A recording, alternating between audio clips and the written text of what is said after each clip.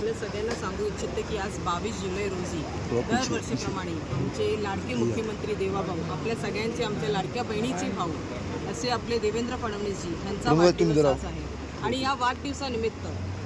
आपल्या पूर्ण मुंबईत भारतीय जनता पार्टीच्या वतीने ठिकठिकाणी आपण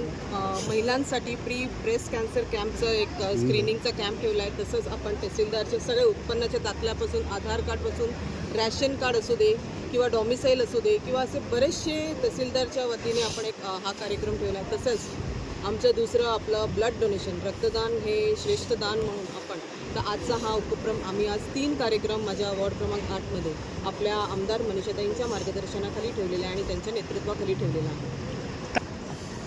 पाऊस हा नैसर्गिक आहेच, पाऊस आला नाही आला, पण लोकांच्या ज्या सुविधा आहेत आणि लोकांना ज्या सुविधा आपण उपलब्ध करून देण्यासाठी आपण इथे सगळे हे 3 कॅम्प लावलेले आहेत. महिलांसाठी आणि सगळ्यांसाठीच, म्हणजे आपले जे